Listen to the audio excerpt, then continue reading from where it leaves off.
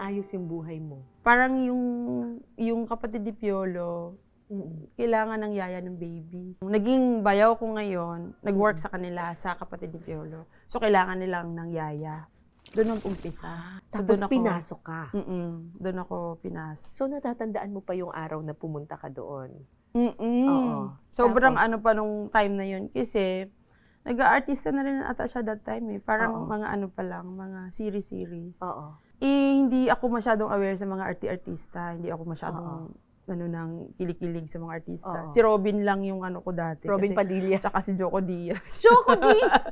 Mga action star, di ba? Joko Diaz. Kasi di ba yung tatay mo nanonood nung ano, ganun lang yung mga pinapanood dati.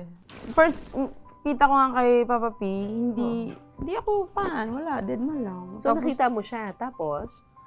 yung pang first kong pasok, nalock ko ang pinto, hindi siya nakapasok. Kasi naglaba ako ng maraming. Kasi siguro matagal na silang walang kasambahay. Naglaba ka? Tapos nakatulog ako.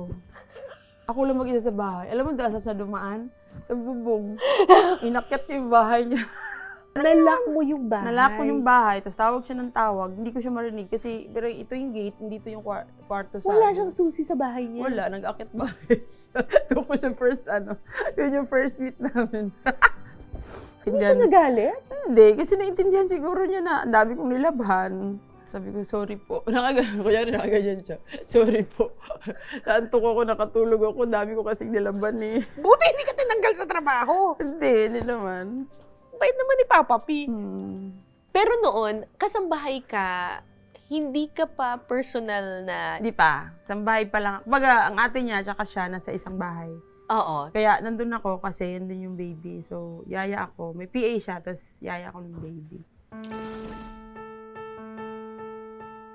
Paano ka naging personal assistant na niya? Palipat-lipat kasi kami from Mandaluyong to Pasig, Kapitolyo. Tapos sa Kapitolyo kami, malaki na yung bata eh. Siguro mga 4 years old na. So, nagtagal ka sa kanila? Tagal, Oo. Kasi sabi niya sa akin, lilipat na naman kaming Loyola. Nung lumipat kami ng Loyola, sinama niya na ako. Kasi malaki na yung, kaya nang iwanan yung bata eh. Sabi niya, sumama ka na lang kasi walang maiwan sa bahay. Tapos, nung nasa Loyola na kami, yung PA niya, naka-asawa ng AFAM. Ikaw yung pumalit? Pero before pa ako naging PA niya talaga, lumandi mo na ako, kaya ako may anak. So bago umalis yung PA niya, may baby na ako. So kahit na may baby ka, nandun ka pa rin sa poder nila? Yes. Kasi honest ako, sinabi kong buntis ako, huwag kang magalit. Sabi niya, saan mo ba ginawa yan? Dito ba sa bahay? So secret.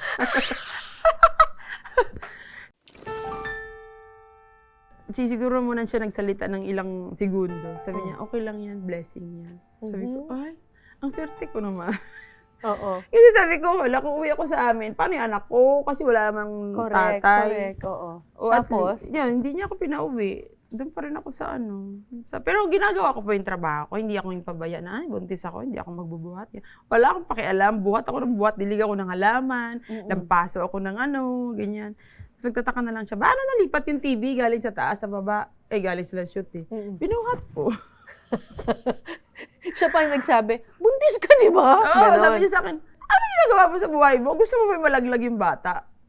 Bored ako eh, wala ko magawa eh. So, kasi sabi ko, ito na yung kapalit ko ng kabutihan na ginawa niya sa akin. Hindi nga ako pinawi, di ba? Nakakatuwa, no? Kasi nanggaling ka dun sa punto na kinukutsa ka ng iba, dinuduraan pa, ganyan. Tapos, ngayon, artista pa, malaking tao, di ba? Parang sikat siya, pero yung pagtrato niya sa'yo, parang, ewan ko sa kwento mo ngayon, parang barkada. Barkada lang eh. Kasi po, nung naging close na kami, parang hindi niya kasi kami tinuring na, well, alam namin na trabaho namin to, kasambahay kami, driver yung mga kasama ko, ganyan.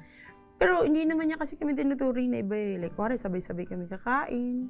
Talaga? Magluluto ako. Tapos hindi, ayaw niya ng parang kakain kayo ng kanya-kanya. Kasi family ang tao, sa family tayo dito. Kailangan sabay-sabay tayo kakain. Oo. Kasi nga, kasambahay, ibig sabihin, kasama sa bahay. Tapos kunya, di ba, iba yung kutsara, pareho kami lahat. Wala, iba, pare-pare yung baso, pare-pare yung kutsara, ganun. Wala siyang artist na ganun. Ilang years kang personal assistant? Yaya ang minsan tawag sa'yo. Yes. Bago po ako umalis, for almost 16 years. 16 years? Opo. Tagal, no? Ang tagal! Kaya, tagal. para na lang kaming ngayon, pag nagkikita kami, barkada as in. Minahal din na magkakita ka pala sa nguso mo. So, ano nangyari? Versus mga... Nagkamali siya ng minahal. Mahal mo pa rin naman ako, no? Ha? Mahal mo. Sabi ko sa kanya, hello, mag-50 ka na, pag wala ka pa rin jowa, ako tayo na talaga. Baka kayo talaga ni Papa P ang magkakataluyan. Sabi niya, ako, parang magmamadali na lang siguro siya maghanap na ano. Sabi ko, ano to? Galaw-galaw. 50 ka na, wala ka pa rin jowa. Kasi 50 na siya next year. Oh, or else, ako na lang. Ako na lang. Ano ka pa ba ng iba?